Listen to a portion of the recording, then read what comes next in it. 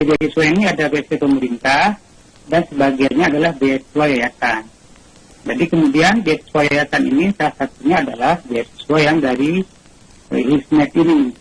Jadi Hizmet ini anak-anak yang ikut Hizmet ini sistemnya mereka tinggal di rumah, lalu kemudian di setiap rumah itu ada 5 orang atau 4 orang, dan satunya itu adalah imam rumahnya yang akan mengatur beberapa agenda rumah. Lalu kemudian bagaimana kita ketahui Hizmet ini itu juga banyak alumni yang dari Indonesia, dari sekolah-sekolah Turki datang ke sekolah-sekolah Turki yang ada di Indonesia datang ke Turki untuk sekolah. Dulunya Hizmet ini adalah gerakan yang mesra dekat dengan pemerintah. Tapi karena kemudian konstelasi politik di tahun 2013 baru terjadi gesekan. Jadi kalau kita melihat ditanya sama kita kasus Handika, kita lebih melihat di Turki dari informasi yang kita himpun. Jadi Handika ini lebih sebagai korban dari peristiwa politik yang ada di Turki. Jadi tidak benar kalau Handika ini disebut sebagai teroris begitu. Ya, Mas Azwir, para pelajar Indonesia yang berada di Turki apakah memiliki informasi yang cukup lengkap bahwa Hizmet ini adalah organisasi yang cukup terlarang di Turki sehingga mereka memilih untuk menghindari bergabung dengan organisasi seperti ini misalnya Mas Azwar? Yang perlu kami sampaikan bahwa sekarang dari 800 lebih mahasiswa itu 400 mahasiswa, ada sekitar 400 itu adalah teman-teman yang mendapatkan beasiswa dari Hizmet ini. Jadi ya harus dipahami bahwa mereka itu sebelum ke Turki, ada yang sekolah di Turki, ada yang sekolah di Indonesia, lalu datang ke Turki dengan kondisi geopolitik Turki yang stabil, yang baik. Lalu kemudian ketika sampai di sini tengah-tengah ini ada gesekan. Jadi tidak ada istilahnya mahasiswa Indonesia sepengetahuan kita yang menentang pemerintah Erdogan atau yang menentang pemerintah Turki. Hanya dibalik saja logikanya bahwa teman-teman ini ketika datang ke sini, Hizmet ini balik dengan pemerintah, tapi di tengah jalan ini ada sedikit gesekan yang makin ke sini itu makin tajam. Di 2016 kemarin pemerintah mengatakan bahwa gerakan ini terlarang dan juga disebut sebagai gerakan teror. Tapi terminologi teror yang harus dipahami bahwa ini berbeda dengan teroris yang selama ini kita pahami di Indonesia sebagai ISIS misalnya. Apalagi tadi saya juga menghubungi keluarga dari Ibu Handika di Wonosobo bahwa anaknya juga adalah anak yang baik, dan di sini dari teman-teman yang mendapatkan informasi bahwa Handika ini juga sehari-harinya juga baik.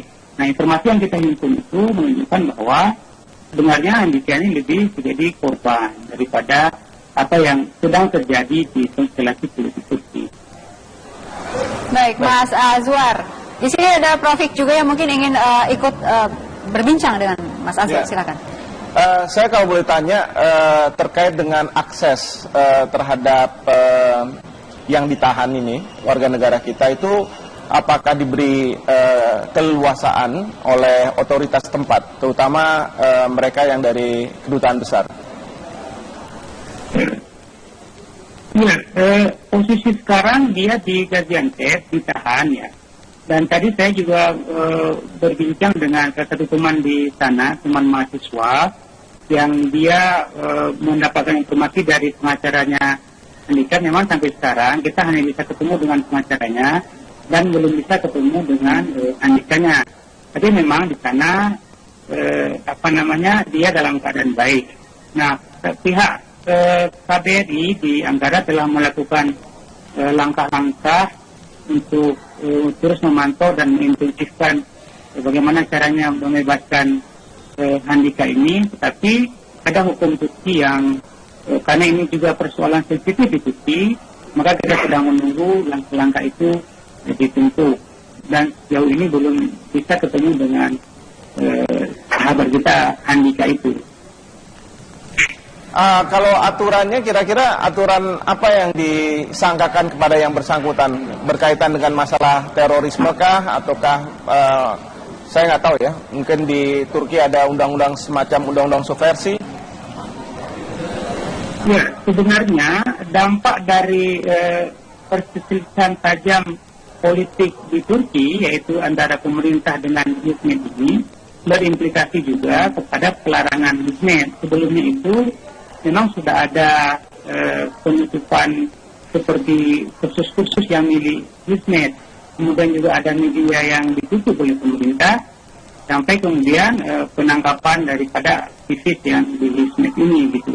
Jadi sebenarnya sudah ada larangan untuk tidak bergabung ke Hizmet ini, atau istilahnya keluar dari rumah yang diberikan beasiswa oleh Hizmet ini. Cuma kan persoalannya teman-teman mahasiswa kita di sini itu yang 400 orang ini yang datang ke Turki dengan beasiswa dari Hizmet ini, kalau dia keluar dia harus kemana gitu kan? Apa solusinya? Ini yang juga menjadi PR bagi kita semua, bagi pemerintah. Kalau misalnya teman-teman ini ditarik dari Hizmet karena Hizmet ini disebut sebagai organisasi terlarang oleh pemerintah Turki, maka harus ada solusi yang diberikan kepada teman-teman ini, sehingga teman-teman yang sudah di Turki itu tidak lantas dia harus pulang karena ada yang sudah setengah kuliahnya, ada yang selesai sebenarnya. Jadi kita mendorong ada upaya di pemerintah, kalau memang teman-teman ini ditarik dari Hizmet karena dia bertentangan atau dilarang di Turki, tapi ada solusi konkret yang diberikan teman-teman mahasiswa supaya mereka bisa melanjutkan sekolahnya dengan memberikan rumah disediakan oleh pemerintah di sini, atau juga asrama pemerintah untuk seluruh mahasiswa Indonesia yang ada di Turki yang mendapatkan beasiswa Hizmet itu. Mas Azwar dan Prof. Hik, ini kita akan melanjutkan perbincangan ini, termasuk juga bagaimana solusi ke depannya. Tadi ada 400 kurang lebih mahasiswa yang mendapatkan beasiswa dari Hizmet. Saat lagi di Apa Kabar Indonesia.